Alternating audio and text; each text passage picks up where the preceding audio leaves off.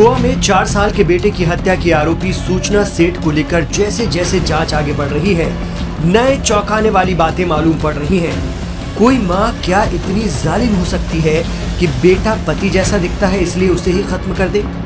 सूचना अपने पति से नफरत में इस कदर अंधी हो गई थी कि अपनी नन्ही सी जान को खत्म करते उसके हाथ जरा भी नहीं कांपे।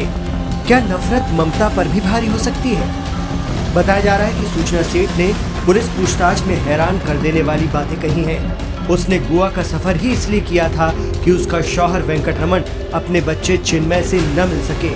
इतना ही नहीं, सूचना ने अपने दोस्तों और परिवार के सदस्यों को बताया था कि उसका बेटा चिन्मय पति जैसा दिखता है और अलग हो चुके पति की याद दिलाता है।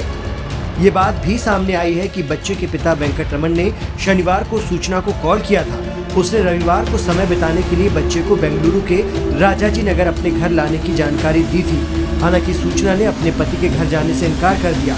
उसने वेंकटरमण से बेंगलुरु के सदाशिव नगर के पास पब्लिक प्लेस पर मिलने के लिए कहा था।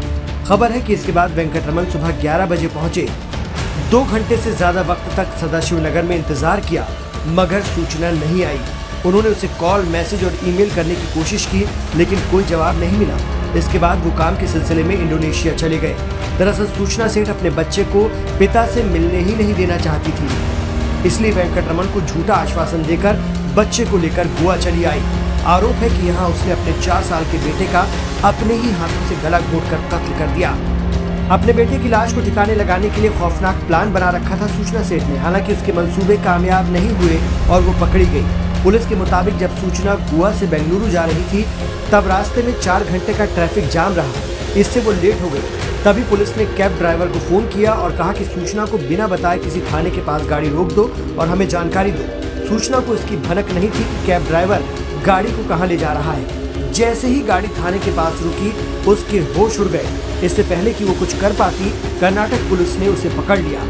उसके बैग की तलाशी ली तो उसमें सूचना के बेटे की लाश मिली।